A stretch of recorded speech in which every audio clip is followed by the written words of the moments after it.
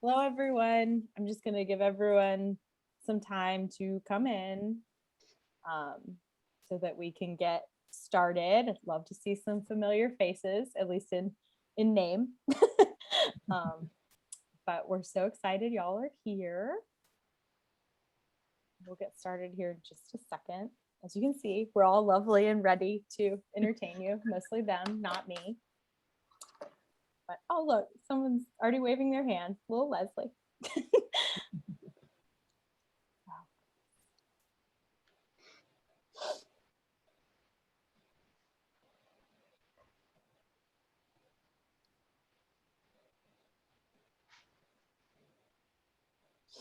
Okay, I'll go ahead and get started. And if more people want to come in, they're more than welcome. They'll just miss my introduction. So I'm Megan Anderson. For those of you who don't know, I am the Park Road Books event coordinator. You've probably seen me walking around the store being like, hey, we have this event, you should go to it. And you're here.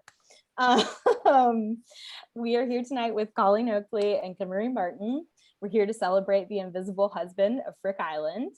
The panelists this evening will have a conversation and we will watch and we will enjoy and it will be great. And if you have a question, which we highly encourage because we will have a Q&A session at the end of their conversation, if you would put it in the Q&A button at the bottom of your screen, or you can put it in the chat. If you just have a comment, we can share that as well. But the last 10 or so minutes will be what you guys would like to say to Colleen or Kimmery or both of them. So we'll watch them have the conversation and you feel free to put your questions there. A note on the books, we have some in store. They're all beautifully signed. And you should come get some for yourself. If you haven't, we ship, we curbside pickup. We will pretty much get it to you almost any way we can. I think those are all of our house cleaning things. Oh, one more thing. Because this is a virtual event, I must say that by being here, you're adhering to Park Road Books' no harassment, zero tolerance of it policy. So if you harass anyone in this event, I will expel you and you are expelled from all further events from here on out. That being said, I'm sure we'll have no problems. I'm sure we will have no harassment and we'll have a lovely evening on Frick Island, or at least in our minds. And I will introduce our author and our host. So tonight, our author, as you know, is Colleen Oakley. Colleen is a USA Today bestselling author of You Were There Too, Close Enough to Touch, and Before I Go. Her books have been lauded by People Magazine, Us Weekly, Library Journal, and Real Simple, and long listed for the Pat Conroy Southern Book Prize. A former editor for Marie Claire, editor-in-chief of Women's Health and Fitness, and a proud graduate of University of Georgia's Grady School of Journalism, Colleen lives in Atlanta with her husband, 4 children, and a terrier mutt named Baxter. Her latest novel, The Invisible Husband of Frick Island, which just came out on May 25th, just last week, has already been named a Library Reads top book for May, a best speech read by Southern Living, Us Weekly, OK Magazine, and Coastal Living, and was chosen as the inaugural pick for Emily Giffen's book club. A very big deal.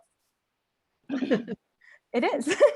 Our host, Kimmery Martin, is an emergency medicine doctor, born and raised in the mountains of Eastern Kentucky. She is the author of The Queen of Hearts and The Antidote for Everything, a lifelong literary nerd. She reviews books, interviews authors, as she's doing here, and works extensively with the Library Foundation in Charlotte, North Carolina, where she resides with her husband and 3 young children. Like I said, we have copies at the store, but if you have any questions, just put them in the Q&A or the chat, and we will get to them at the end. I'll let y'all take it away. Thank you, Megan. Well, let me first say thank you to everybody for joining us tonight, and especially not just to hear me and Colleen talk, but for supporting your local independent bookstores. That means so much to small business owners and to authors, so thank you. Y'all, Colleen and I were trying to think of a way to make this not the typical boring author virtual event, because we all have so much Zoom fatigue, right? And I actually read somewhere that one of the reasons that too many Zooms stress us out is that human beings are not evolutionarily equipped to handle so much intense eye contact, like what I'm doing with you right now. We perceive that if somebody's staring right into our eyes, they either want to fight us or kiss us. So I'm going to back up just a little bit and look to the side from time to time. And so Colleen and I did talk about this, not fighting or kissing, but we talked about how not to be boring on a Zoom. And we came up with a bunch of wildly inappropriate ideas. So actually we got nothing. We're going to start with, hopefully Colleen will tell us some embarrassing stories. And we're going to start off by explaining to you guys what we are drinking tonight. So Colleen, you start first. Is there an official Frick drink? Yes. So my lovely bartender, Fred, my husband, brought me the Frick Island Bay Breeze, which is basically a glorified cranberry vodka drink. But you can get the recipe for it on my book club kit, which is on the Penguin Random House author, website. So you can get recipes there. There's crab cake recipes, the recipe for the Frick Island cake that's in the book. But this is the best recipe. What are you drinking? Well, I think I almost got outclassed by Fred, but not quite. All right. So first of all, I have my official What the Frick drink thingy. And what is in here, I went all out. I wanted to celebrate this book because I love it so much. So prepare to be amazed. Oh, wow. Happy Van Winkle. Holy cow. So cheers, my friend. Congratulations on your amazing, intelligent, witty, lovely, endearing book. Cheers. Thanks. And if I keep drinking this, the conversation really might get inappropriate. So of course we all want to hear about this book. And like I just said, I can't tell you how much I loved it. Your particular brand of intelligence and wit in novels is my kryptonite. I could not put it down, and it left me with just feeling so lovable about the world. And I think that's what we need right now for this summer for a book. And I would love to hear how you got the inspiration for this novel. Yeah, I would love to tell you. So to start, I guess that I'm going to go way back to start on the inspiration. About 20 years ago, my grandparents took my sister and I. They used to take us traveling all over the world. So we were very, very lucky and went to a lot of fabulous places. And one year, it was actually the year right after 9/11, they decided it would be safer to not actually leave the country with us, I think wisely, and invited us to come to their house in Salisbury, Maryland, the riveting, bustling town of Salisbury, Maryland, which is all kind of near the coast of Maryland. And we did because we adored our grandparents, and we also were broke college students and couldn't afford to vacation any other way. And while we were there, they took us on a day trip to this island called Smith Island, which many people have probably never heard of. It's a very small island off the coast of Maryland in the middle of the Chesapeake Bay that you have to take a boat 45 minutes to get to. And we went, and it was one of the most fascinating places I have ever seen. The people that live there, while they are American, have a very different life experience than mainland Americans. They have to take a boat to get groceries. They have to really depend on each other, because when we went, there was probably 300 people that lived on this island. Now there's less. There's probably like 150 people that live on this island. And, everybody really knows everybody. It's a small, tight-knit fishing community. There's not internet.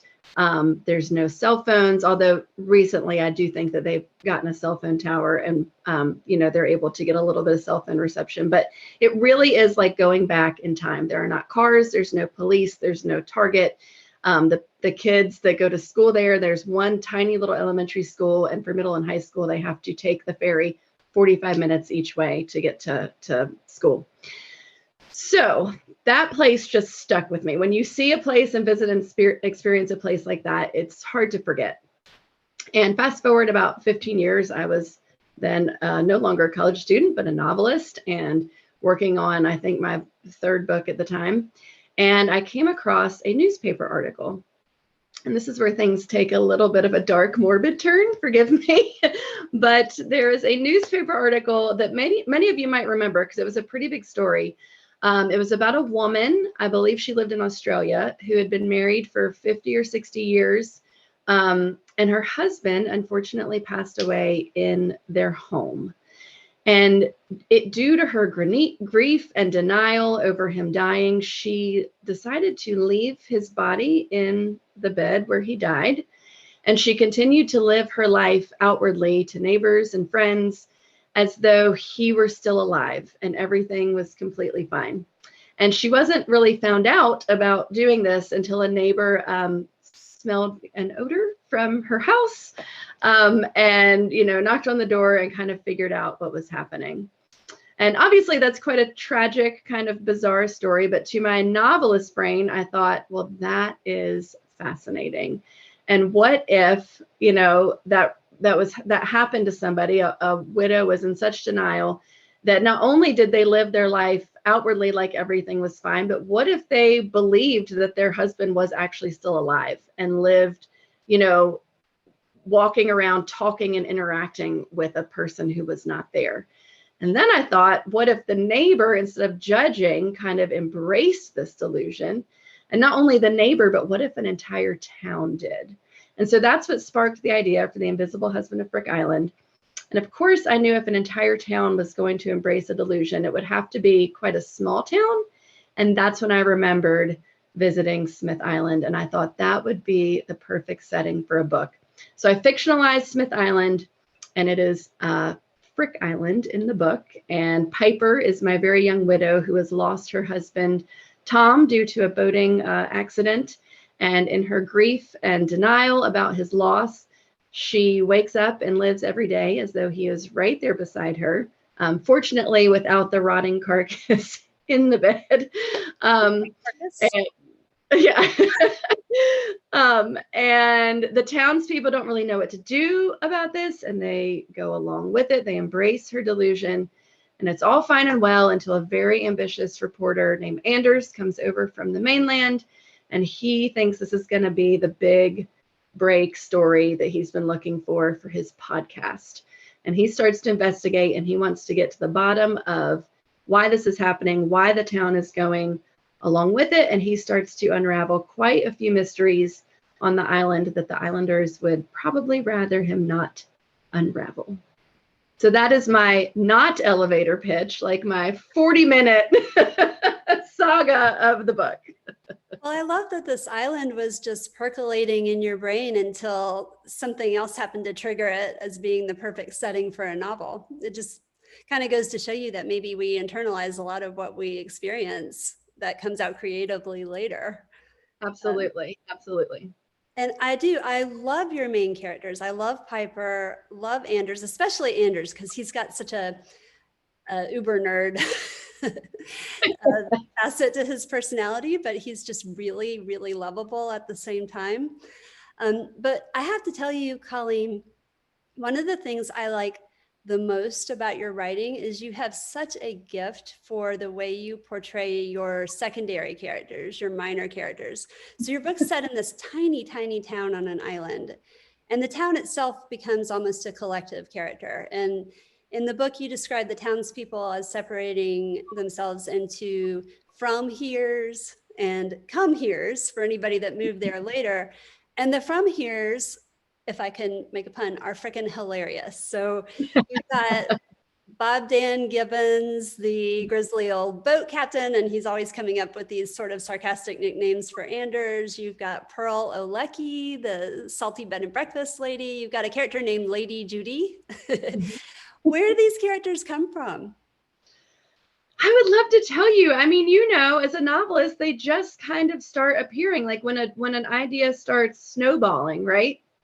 Like my brain just starts getting kind of populated with various characters, which makes me sound a little bit crazy, but it's true. It just really happens. When I came up with Piper first, and then Anders came to me, and then I'm thinking about this island, and I don't know, they just all started coming to me. And I love having two first names as one name together is a very Southern thing.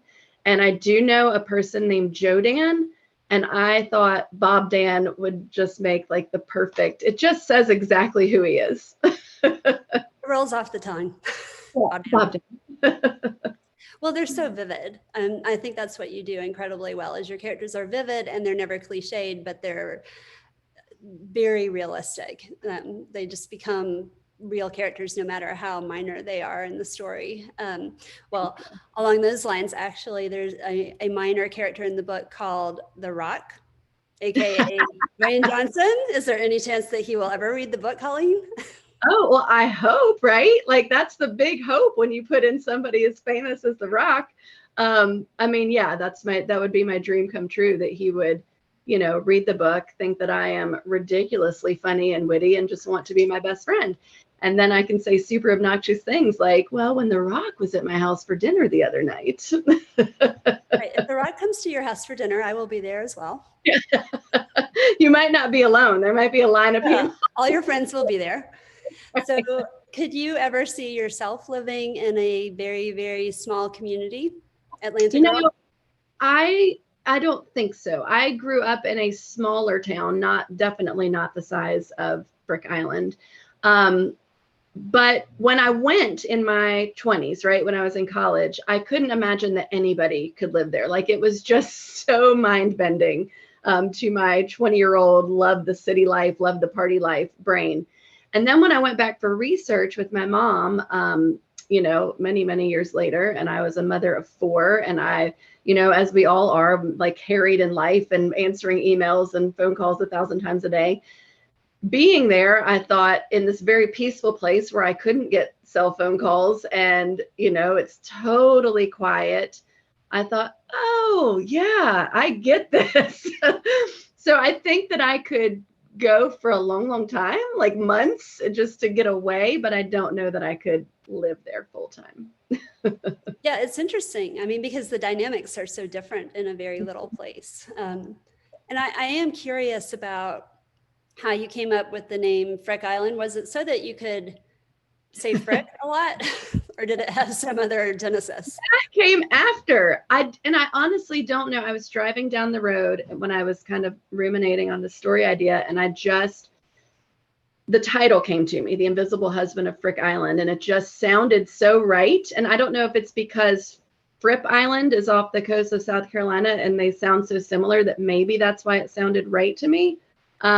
But yeah, I just really liked it. And it's a little quirky and fun. And I knew the book was going to be kind of quirky and fun. So well, I'm going to need you to start titling my books for me. I'm not good at that. Well, on the topic of the plot of the book, I don't want to give away the ending, obviously, because there's a really significant twist there. And as a writer, I am curious, did you know from the beginning how it was going to end?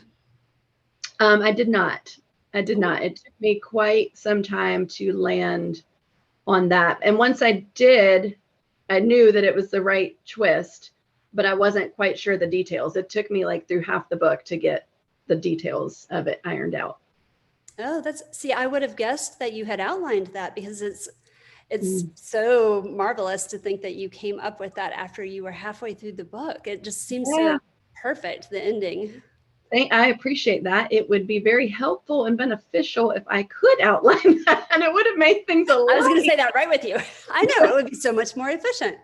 Right. It would not necessitate a massive revision. Well, I think there are always writers in the audience at book signings, even if they're virtual. So do you have any advice for aspiring novelists as far as, what you would do differently? Well, first, I do know that Leslie Hooten is in the audience because I saw her in the chat. She is a Charlotte author. I'm sure you know of her, Kimmery. Her book, Before Anyone Else, came out, I think, is it last year? During the pandemic, and it's a wonderful book, and I think Park Road most likely carries it, so you guys should check out Leslie's book. But advice for aspiring writers, read a lot, definitely, is my number one piece of advice. And number two is do what works for you. I mean, you can get 8 million pieces of advice from 8 million different authors. You know, Stephen King says to do it one way, you know, Meg Wolitzer says to do it another way, but you can try all the different methods. You can try, you know, getting 2,000 words a day. You can try outlining, you can try not outlining, but you just have to do what makes sense for you and what gets the story flowing for you when you sit down in the chair every day. So that's my best advice, is do what works for you and don't worry about what anybody else says. Very true. And I'm going to ask you another question that I am sure you get all the time, because I get it all the time. You have 4 children. What is your work schedule like, and how do you do it? Yes. So my work schedule is much easier now that they're all in school, you know, full-time school. They're all ages 6 to 10. So Wait, are they out yet? They're out. Well, right? they're out. So I just finished the first draft for my next book. So I'm taking the summer to promote Frick Island and just do research on my next book. I won't be writing, because that's impossible to write with 4 kids at home. But yeah, so I treat it like a full-time job. I write when they're at school and do everything else, grocery shopping, laundry, all of that great stuff, when they're not at school.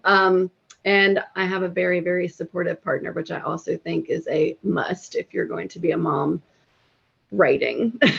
You have to have a partner that will also take half the responsibility off your plate. So, and they need to have health insurance. Yes, that is also true. Well, do you find the actual act of sitting down and writing, does that energize you or does that exhaust you? How do you feel after a, you know, solid session of writing? You know, it just depends on the day. It's very energizing when that one day in a million, when you're like, oh, I nailed it today. This was so good. I got that perfect sentence or that perfect paragraph, or I figured out that plot twist, or I, you know, whatever. Like, those days are when you think, yeah, I'm so glad I do this. And the other 90% of the days can be, you know, draining for sure. Well, that's a good segue into my next question, because I was going to ask you, like, tell us about the existential despair you feel halfway through your book when you realize that it is crap. Or is that just me? No, that's me too. And that's when every writer that I mentor or that I work with that comes to me, you know, halfway through, and they're sobbing, or I got to throw this out, I'm going to work on this other story idea. I say, no, you are exactly where you need to be. Like, this is part of the process. I think if you don't get to that point, then you're not on the right track. You have to have that feeling of it's all complete crap and I've completely messed up. And, you know, I go to my husband too, and I'm crying and I'm like, you know, I got to throw away 200 pages. And he's like, at first, like the first couple books, he was like, oh no, this is terrible. What can I do? You know, like, he was so worried. And now he's like, oh yeah, okay. Yeah, okay. You got to throw it away. I know. My wife, the tortured artiste. Do what? I said, my wife, the tortured artiste. Yes, exactly. I know, we're just sobbing like teenagers. Exactly. Well, so I want to liven things up with kind of a curveball question for you. Actually, a couple. So writers, as you know, we have this term for having to edit out magnificent chunks of our book because our editors make us, and we call it killing our darlings, right? So this is part one. Did you have to cut any really interesting scenes from Frick? I mean, is there a lot that didn't survive the editing process? I cut a few scenes that I thought were interesting. I know my sister's watching. She's my first editor, and she informed me that they were not, in fact, interesting. So they got cut. Your sister killed your darlings. She kills my darlings all the time for me. Yeah, so there were a few that I thought were really interesting, and they just, you know, she's always right. They did not move the plot forward, and it was more kind of that she just said, I'm so helpful that way. Yes, that's, you could call it. She is, because my sister loves everything, always. I've never seen her read a book she didn't love. And so when I send her my book, of course, she loves every word of it. It's absolutely useless. Very validating. But you need that cheerleader too, right? You need a cheerleader, but you need also somebody who loves the work that will also help you make it better. Yeah, I would say you could send it to my sister, but I have a feeling she's only just that mean to me. I don't know why. I'd love to meet your sister. You're in Charlotte, right? Sister of Yes, Colleen. yeah. Next time I Yeah. come, we'll all get together. All right. So part 2 of this question is going to be a little tougher. Are you ready? I don't know. Am I ready? We'll find out. I would like you to compare your darlings. It's almost like ranking your children. What is your favorite novel that you have written? And what do you see as the relative virtues of your various books? That is truly an impossible question because, as you know, they are favorites for different reasons, just like your children are favorites for different I mean, we're not going to tell the other books if you say it's right. They can hear me. They're all in this room, Kimmery. Yeah, I mean, they all just represent, like, I can remember exactly who I was and what I was doing when I was writing each book. And so they all represent different parts of my life. And it's very hard to say which is my favorite. But the way that I kind of categorize them, and people who have read them, I don't know if they would agree, but like Before I Go, and you were there too, I kind of see as like partners. They're both like the super emotional tear jerkers, like getting into relationships, like long-term relationships and marriage and what that means in life. And then I kind of see Close Enough to Touch and Frick Island as a little bit more companion because they're a little lighter and more fun, like with a little bit of emotional depth, undercurrent running through them. But, you're not going to like sob your way through a box of Kleenex as you read them. So that's how I pair them up with each other. It's so diplomatic. Well, thank you. I told you, they're all listening. I have to be kind and equal.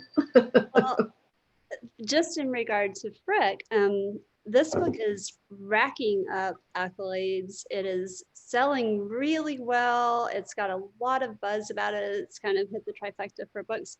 Did you expect that? And how does its success make you feel right now?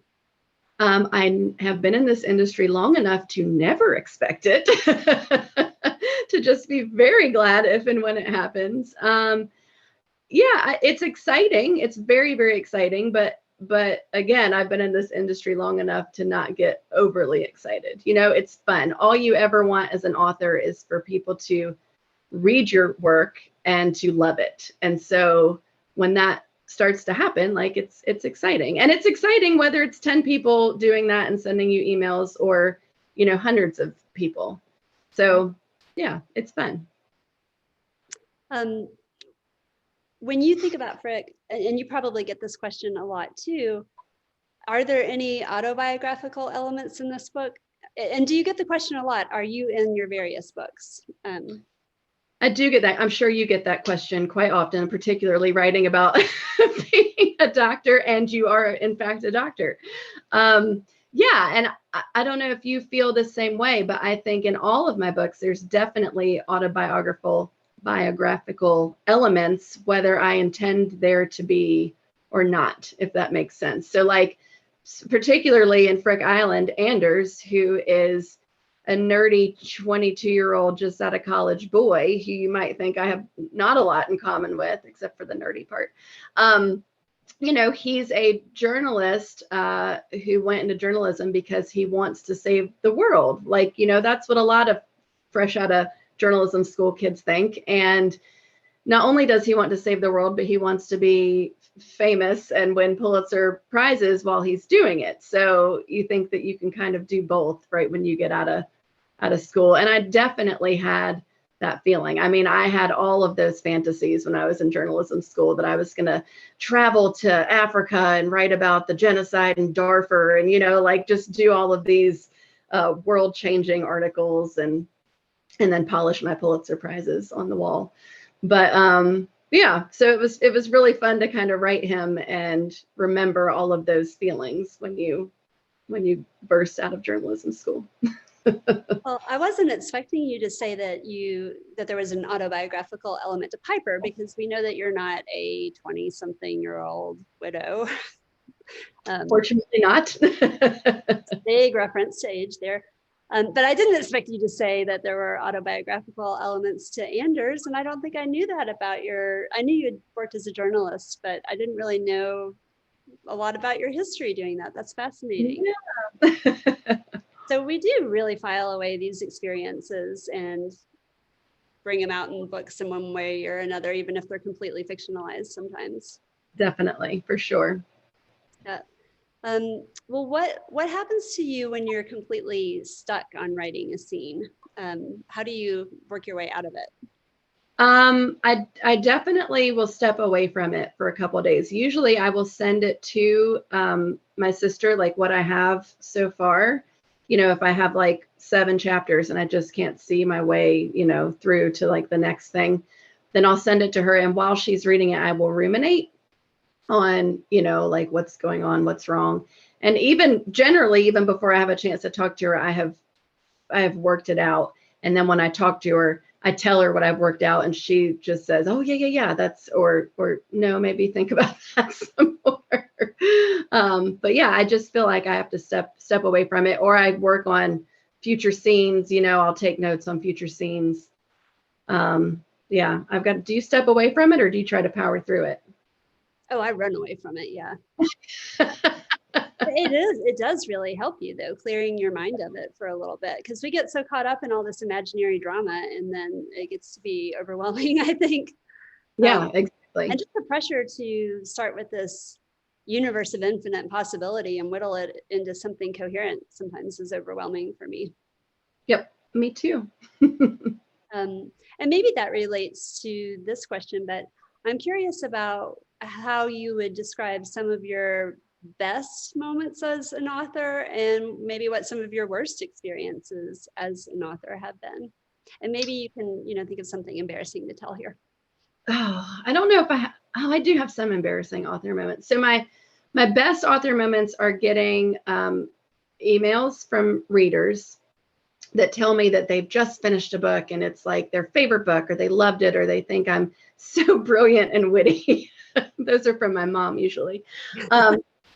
But those emails I always keep and I file away, because on those really, really hard writing days, I pull them up, because that's what I'm like, oh, there is that one person in Kansas that thinks that I'm really good at this, and it keeps me going.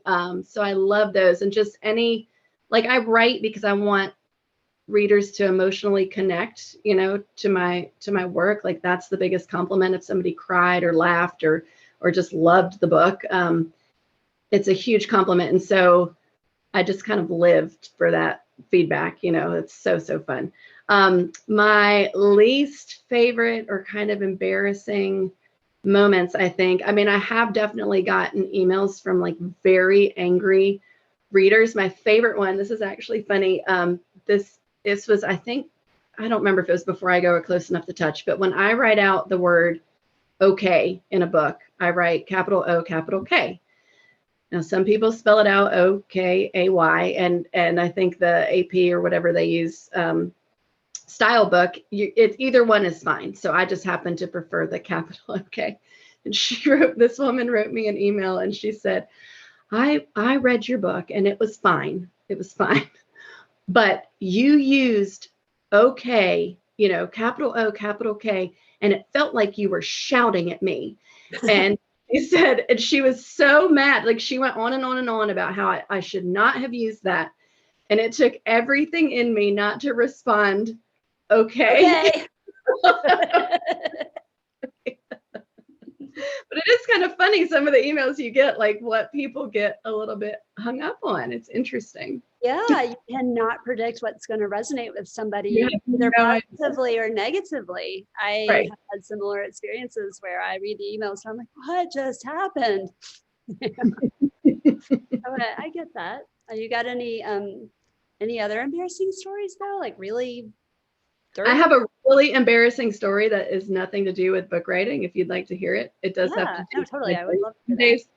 So I don't even know if my sister knows this story, but when I was working freelance writing in Atlanta, my best girlfriend was working for ESPN magazine, and I don't know anything about a lot of sports, but she really needed a freelancer to go cover this hockey game. And I said, I definitely don't know anything about hockey. And she said, no, it's more like personal, like stories, I need you to ask these specific questions to the hockey players in the locker room.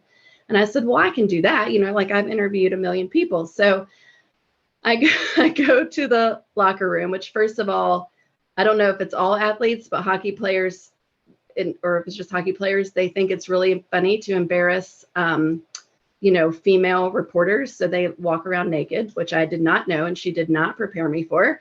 So that was my first kind of like, oh, okay, well, here I am. And I'm just trying to keep eye level, up at people's faces. And I'm like flustered, and I interviewed like a couple guys, the questions that she had given me. And I'm just looking around the locker room, and I see another guy, and I'm like, hey, and I start asking him questions, and he answers them, and everybody in the locker room is like dying laughing. And then finally he goes, I'm just like the water boy. And I was like, oh God, because I was trying to pretend that I actually knew what I was doing. And of course I knew who these hockey players were. And it was very, very humiliating. And the entire locker room burst into laughter. Was it a naked water boy? No, he actually had clothing on, which probably should have been my first suggestion that he was not a hockey player. But he was tall. You were drawn to him if he was clothed. I mean, yeah, I don't think that might not faze me that much, because like a lot of people are naked in my day job. Sure. And I'm really worried. I'm used to conversing with somebody's naked body. But I like that story. That was a good story. We're going to work on this. The next time we have an interview together, we'll really come up with something humiliating that's happened to us in the book world or not. I actually was just reading a book that had a funny story like that in it. And I know authors always like to tell what we're reading right now. Yes. Got any good books to share? I'm actually reading a friend of mine's novel that she's working on getting an agent. So I'm reading that currently, but I just finished Laura Hankins' A Special Place for Women, which was excellent. And I have Malibu Rising by Taylor Jenkins Reid and The Guncle by Stephen Rowley on my nightside table. And I cannot wait to dive into both of them. Oh yeah, I really want to read both of those too. And I don't know what The Guncle is about, but the title is so freaking awesome that I can't read it on that alone. How come What are you reading called that? What are you reading? Oh my gosh, I've been on a really great book kick lately.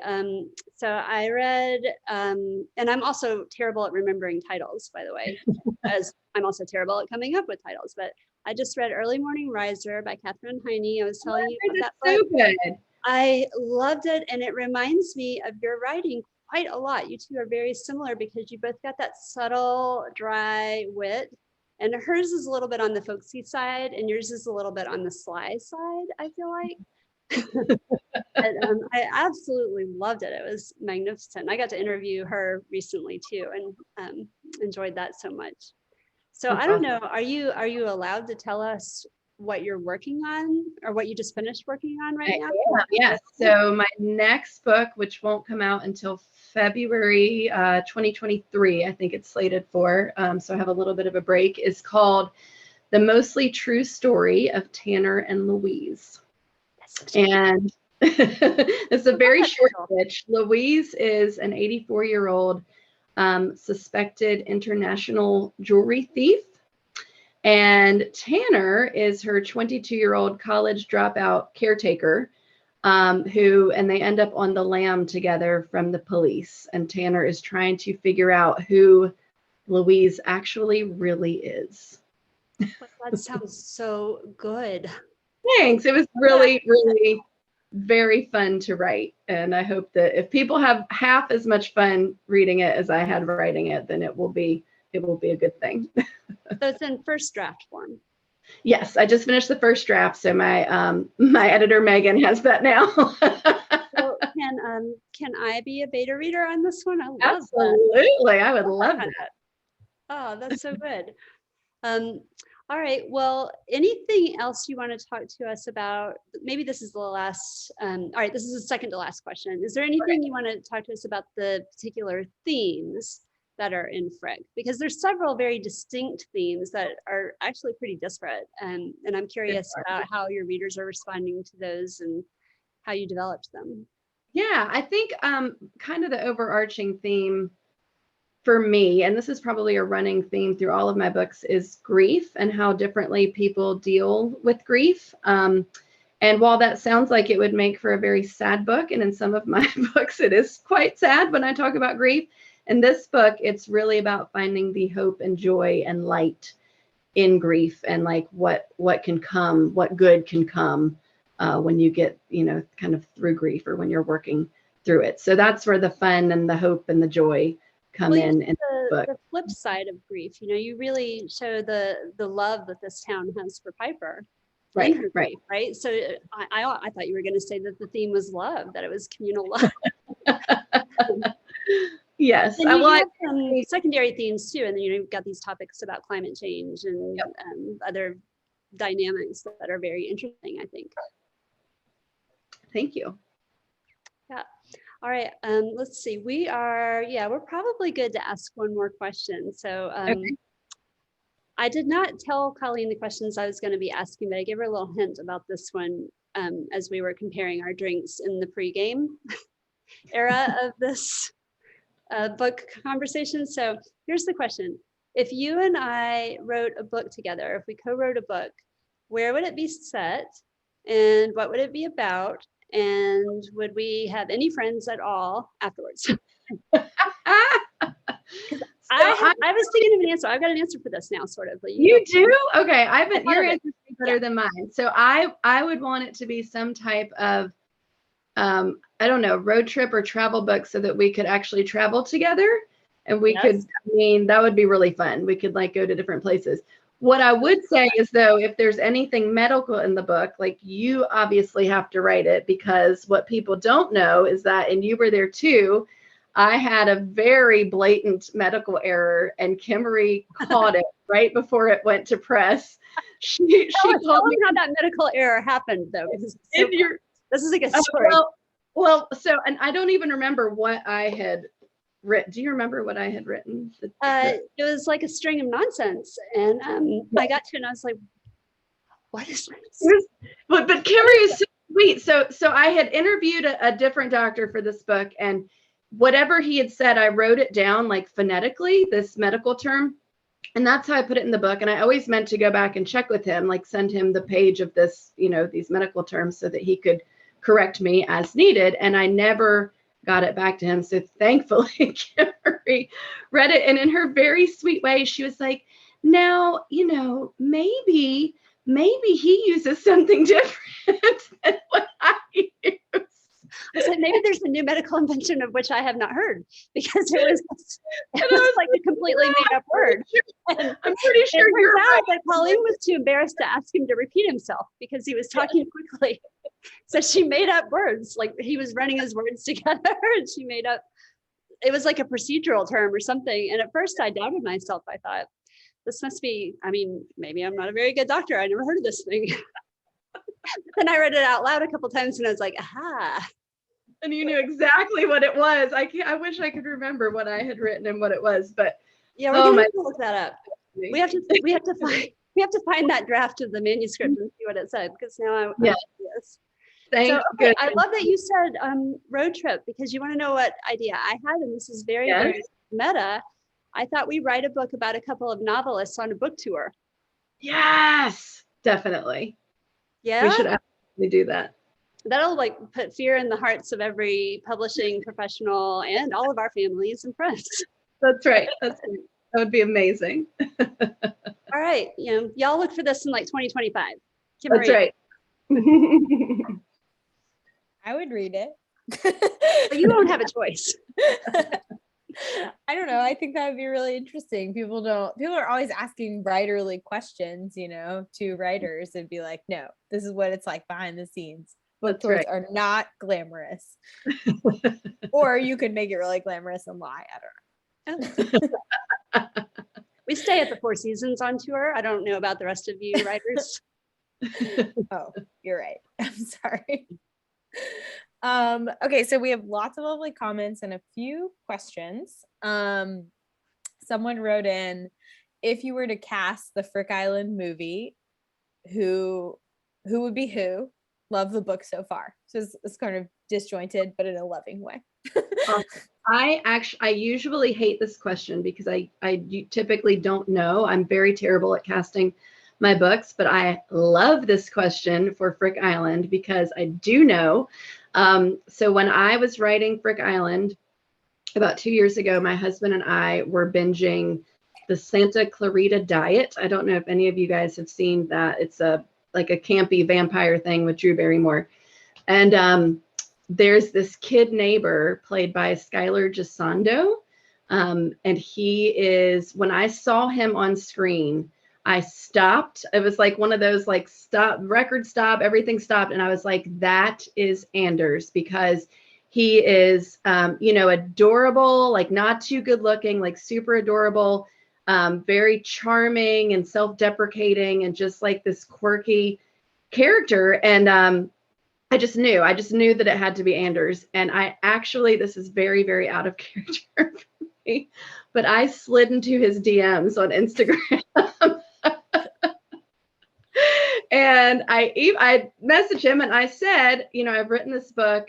You probably get messages like this all the time. But I explained to him that I just felt so strongly that if this was to ever be made into a TV series or whatever, that he had to play Anders. And he wrote me back and I died. He was the sweetest kind, like as kind as I hoped that he would be. And he said, that is so flattering. And he was like, please send me the book. And so I have sent him the book, and who knows if he probably like tossed it on the pile of all the things that get sent to him. But anyway, so that's my fun little celebrity story for Island. That's great. That's awesome. That's a way better answer than I anticipated. I could be wrong, but isn't one of the books, isn't it You Were There Too? Isn't it being made into a movie? Well, it was bought. I can talk a little bit about it. There's just not much news. It was bought by Hello Sunshine, and they originally, which is Reese Witherspoon's company, and they originally wanted to make it for Quibi, which was that very flash in the pan. Yes, but it did not make it. Quibi it did not make it. It came out at a terrible time when the whole world was shut down and wanted much more than 10-minute snippets of TV shows. Mm-hmm. And so Quibi is done for, and Hello Sunshine is currently looking around to see if they can partner with Amazon or Hulu or something else to get it made. So, you never know. It's very exciting. It's very exciting. And you already have your actor lined up for Frick Island. So that's right. You're good to go. I've done half the work for them if they would just buy it. That's how making movies works, right? Yeah. Another person asks, you guys spoke about your journalism. Do you think that your journalism comes up in your other books, or do you think it influences your fiction writing in nuanced ways? Like, where do you see that in sort of your journey, I guess? Yeah, I think the journalism for me is so helpful because it taught me how to research and like really dig and find stories and find the details that are important to a story. And I have a slew of contacts, that I can interview, even if I get details wrong when I interview them, which is not a great journalism skill. But, it taught me how to like really interview somebody. And it's just super helpful when it comes to the behind the scenes of pulling a story together. And then how to really craft a story. It's much more fun in fiction writing because there's no rules and regulations, whereas in journalism, it's who, what, why, where, and when. But I think that it definitely gave me a good base for fiction writing. Do you get excited about, like, I feel like there are some writers who don't love the research portion, but know it's necessary, or just wanting it to be an accurate portrayal. Do you like enjoy the research portion though? Yeah, I enjoy the research portion a little bit too much, to the point where like I'll research so much that I'm like, okay, I should probably start writing. I definitely use it as a procrastination technique. Oh, I understand that all too well. We have some other comments. Leslie Hooten says that you should send him a koozie. So I think she is referring to your actor friend. I'm going to call him your friend because I think you should. I'm going to call him my friend. I think that's fair. Someone Rona says Early Morning Riser was hysterical. Oh, I'm going to put that on my list. Everybody's just lauding how fantastic and wonderful you are. And I don't think all these people are related to you based on that. Are you sure? Your sister said she wants crab cakes and Frick Island cake, which I don't know what that is, but I'm sure I will when I finish your book. So let me explain, just because for the dessert lovers out there. So one thing that Smith Island is famous for, anybody who's heard of Smith Island likely knows about it because they have a Smith Island cake, which is the state dessert of Maryland. And it is a 10 to 12 layer cake. I mean, super thin layers of cake and then separated by typically chocolate frosting. And it is delicious. And so because, Frick Island is based on Smith Island, I said, well, obviously there has to be a cake for Frick Island. So I have the Frick Island cake. And you can order the Smith Island cake from the Smith Island Baking Company and they will ship you one. You can also make it, but I mean, I would hope you were a very experienced baker. I would never attempt to make one. Well, it's all part of the research, right? You need an authentic. I eat them, but I'm not going to make one. Oh, your sister says Reed's Fine Foods here in Charlotte at one time sold the real Smith Island cake. I don't know if they still do, but they used to. Look at your sister's helping us all out here in Charlotte. So we don't have to bake our own baked goods. I know that you told Kimmery what you were currently reading, but what are some other books that you would suggest people throw in their beach bag with yours? But they need to read yours first. But absolutely. Both of Kimmery's books, I would absolutely take with you on vacation if you have not read them. They're amazing. The Queen of Hearts and The Antidote. Is it The Antidote for Everything? I always get it wrong. Or To Everything. 4. It's 4. I had named it 2, and the publishing house changed it, and they were right. That sounds a lot better. Okay. The Antidote for Everything and The Queen of Hearts. They are excellent, excellent books. Another book that I loved this year is Mother May I by Jocelyn Jackson. It was heavy page turner thriller, but really sharp insight into feminism and all kind of cool, like zeitgeist society things. And let's see. Oh, People We Meet on Vacation by Emily Henry, which if you haven't heard of this book, you're probably living under a rock. It is so good. It's a fun, very witty, romantic comedy type book. It's got some steam. It's got cute characters, and it's perfect. Is it more fun than Beach Read? Because I loved Beach Read. I loved it, but I feel like it was Beach Read was so successful because it wasn't like fun all the time. Do you know what I mean? Like there were some like dark parts of it, so you wanted to know more about those. There's always that balance, and I feel like you strike that really well. But this has less dark parts, but she definitely has great character depth. So like you definitely understand why these people are the way they are. So it's not all fluff, but it's really good. Yeah. Well, I think that's it. Amy is singing the praises of Early Morning. Apparently everybody wants to pair Early Morning Riser with your book, which I'll have to imprint upon my brain when everyone comes into the bookstore saying, I read The Invisible Husband. What do I read next? Yes. Oh, and Amy Popple is here. You should absolutely read Musical Chairs. I think is also a great pair to Frick Island because it's a huge cast of characters, quirky, fun, great book. I love all of Amy's books. They're so funny. Oh, I second that. If I'll put them in order. I'll put them all in order. Everyone will flood the shop tomorrow. Yes. And Kimmery, can you say about your new book? Can you tell everybody about your book coming out in November? Oh gosh. I mean, my new book is kind of like the anti-Frick. In terms of, it's not the book of the moment, really. So I'll just say this really quickly. When I first came up with the idea, I think maybe in 2018, I had the idea for the protagonist and wrote a lot of it and researched it in 2019 and sold it in 2019. And we were going to pitch it as The Hot Zone meets Sophie's Choice. So if you've read The Hot Zone, which is about a viral pandemic, and Sophie's Choice, which is about a woman who has to choose between her children, that might give you some idea of the plot. The book is about a group of female doctors during a brand new worldwide viral pandemic. So I could talk for a while about that. I won't, but we had to make a lot of decisions about whether or not to go forward with the publication of the book, and we ultimately did. And it does have some lighter moments in it because I'm incapable of not writing a book that's half smartass, but obviously there's also a lot of stuff that I don't know if people are going to want to read anymore. Did that sell it?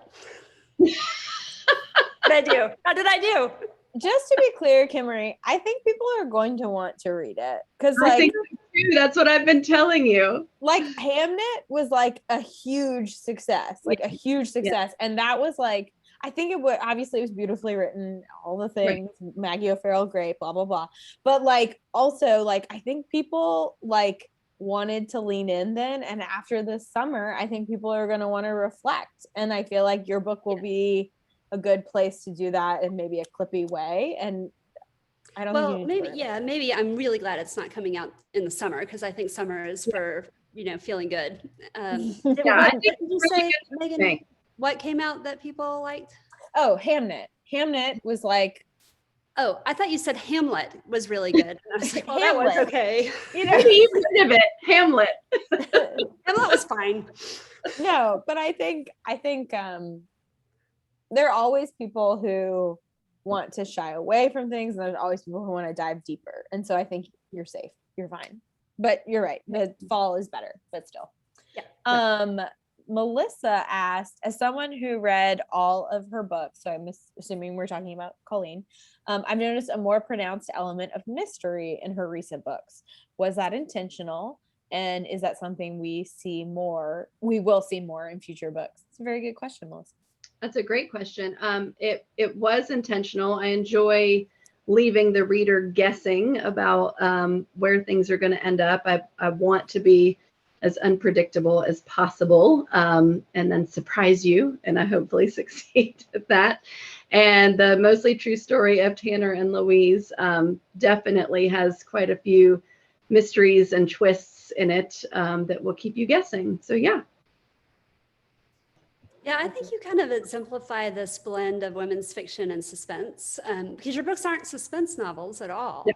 But there is a big central question of the book you want to see answered, and then there's these little smaller questions that you keep posing that keep you kind of hooked. I also think an element of surprise is always hard to do, but always appreciated. So we thank you for that. If it makes sense, if the surprise makes sense once it all, like it's true. When it doesn't stack up, you're like, what is happening? If it's not like, like what my husband always suggests, like, well, just have an alien spaceship come down at this part and see what happens. Sometimes I'm tempted to do. I know. Wouldn't it be easier? Yeah. Well, you've made Leslie Houghton's day. According to this. So I feel like what I've gathered is that I can't wait to finish reading this book. I can't wait for Kimmery's book to come out, and I need to order a bunch of musical chairs for everyone to read. Yes, you do. By Amy. And I also need to eat this cake that hopefully Reads has. You have a whole to-do list of things you have to accomplish here in the next week. This was a great event. It really structured my life. I want to thank you guys so much for doing this. We are so grateful at Park Road Books for our visiting authors and our local authors and all our attendees. We appreciate it so much. We have signed copies of The Invisible Husband. We have a few left, but I'm sure Colleen will happily send more book plates if need be. And we, of course, have signed copies of Queen of Hearts and Antidote for Everything. And we would love to get them to you all the ways that we can. And so please order them. And that's it. Thank you, everybody, for attending. Thank you guys so much for this beautiful conversation. And everybody have a good week. Go off and read Invisible Husband. Thank you, Kimmery. I appreciate it. Thank you. Bye, everyone. Thank you. Thank you.